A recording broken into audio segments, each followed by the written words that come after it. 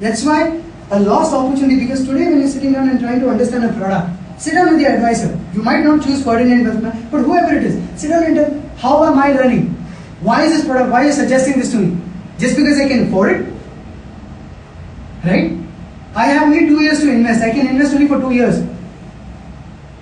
Making sense? Yes. Should I take a mutual fund? Should I get into stocks? Why is it flickering? There are some advantages of yours if you have your planning done really well. Everyone takes. Is that okay? Yeah. We were talking about you're not sure when to get started, how to get started. Remember that point? Yes. This is what happens. You are able to take smarter financial decisions. Smarter is not that your intelligent quotient goes well. You just know now what you need to achieve a particular goal. Right? Increase savings, increase returns, obviously, because now your savings have increased, you will get better returns on your investment. Right?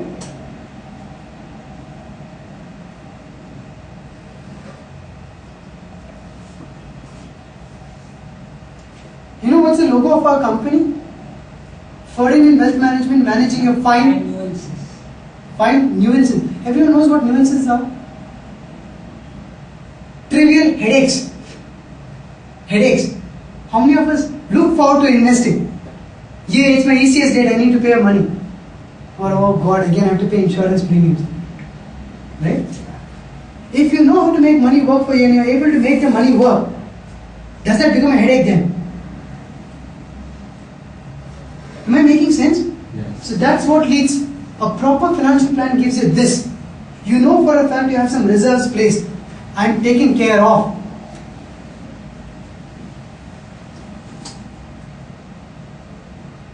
Absolute requirements while you're blocking your money for the long term. ATC everyone knows? Yeah. How many of us invest in fixed deposit to get ATC benefits? PPF? NSEs? Yeah. Remember the rule of 72? National Savings Security. Remember the rule of 72? Yeah. How much are you getting, Rahul? NSE? I started with 12%, and then when the industry is about the PPF and all that, NSE is so. Thank you very much. You're going to make it very interesting. So I think over a period of time, I started about 1995 at that point in time, but over a period of time, interest rates fell and the government kind of reduced rates. Now it's at about 8%.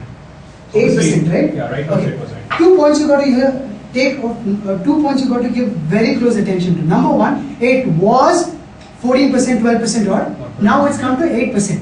Tell me very honestly, okay, Rahul, did you actually get into your PPF because it's giving 14% or because it was guaranteed 14%?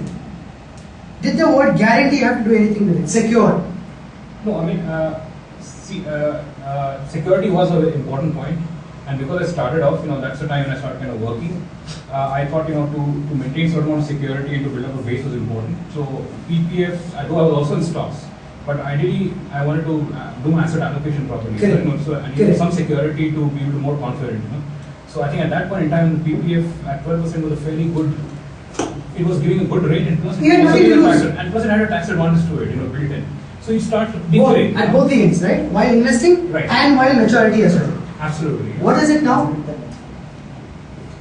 See, what you're trying now, anyone's in working for the last 2 years alone, just about 2 years, 3 years, have you got that advice PPF is good? I have told you don't invest in PPF, that's a different story. But NSEs and things of that sort, you're an accountant in the company, invest in NSEs, safe. The reason is, what is safe today may not be safe tomorrow. How many of us work for US processes over here, US companies? Does everyone know what Medicare is? In the US, people don't bargain salaries. The way you bargain your job is by bargaining medical benefits. Does anyone know that? You bargain with your employer medical benefits to get a good salary. Do you know why?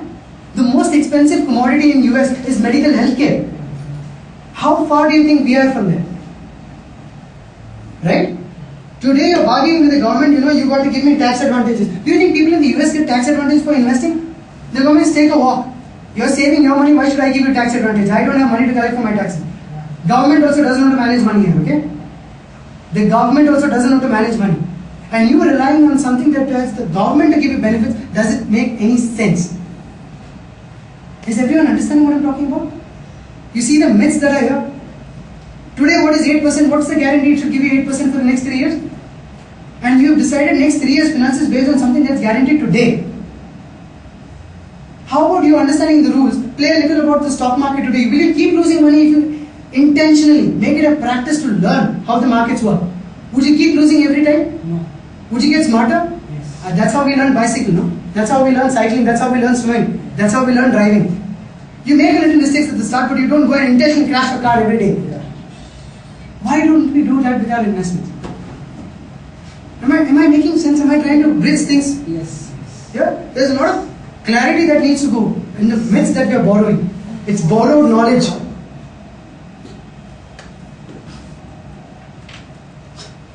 Flexibility to cater to ever-changing situations. Anyone invested in a child plan over here? Child's plan? Pension plan? Somebody put up your hands. Cannot be, not everyone's not doing the smart thing. Child plan, student plan, marriage plan, education plan. Okay. Right. It's a good thing, but nevertheless, look at this. Child plan you got to pay for about 15 years, right? Pay a premium for 15 years. After 3 years of paying, you bought your real estate. Okay, you bought a property outside Sarjapur, 15 kilometers outskirts. You bought your property, and now the property is like, you know for a fact it will double in prices. Yes. Why double, triple in prices? Now you bought because you have enough AMI, you can afford the loan. You're taking a property, you're taking the insurance. 2 years later, recession strikes, you lose your job, or there's a cut in pay. Be very honest with yourselves. Would you actually pay the loan, or would you pay the insurance premium? No, I would pay the loan rather than. Everyone? Yeah. Loan? Yeah. Everybody loan? What happens to insurance? What you started 5 years back for your so-called child's education or so-called PF is no more there. Who loses? Who's made the money? Yeah. The insurance A company. broker. Insurance companies don't make money till they've at least paid for 5 years premium. Unip is a different story. They have made their money.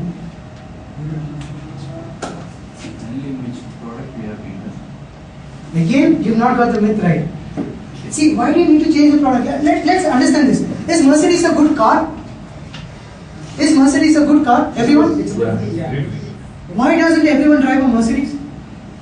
It's too expensive. Wow, okay, that's a reason. Next. It's not for me.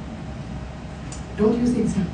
It's not for Indian or Indian medicine. Not like that. Okay, yeah, maintenance is probably too high. Yeah. Right? Yeah. Okay, what else? My garage is not so big. I can't fit a lengthy car like Mercedes. I don't want to hire a driver. I want to drive it by myself. And Mercedes is a car, you need to have a driver. Yeah. Have you thought about all of this? First thing what comes to our mind is budget. But when it's instrument, everyone wants the best instrument. Have you asked what is it that I want? Mercedes is not possible because the load, car, etc., etc., etc. Indian roads are also not good. Taxes might be probably high. Yeah. Insurance is even higher. But I want the best financial product. That's the reason you need to have your finances planned. Having it planned, you will know what you need rather than asking somebody else, what do I need? Right? Value for money, what are charges, opportunity cost? We just discussed brokerages, we just discussed opportunity cost. It's not just you lose the time, but you lose your growth that could happen to your investments. Next, your risk cover, how much can you actually bear? How much of risk can you actually digest?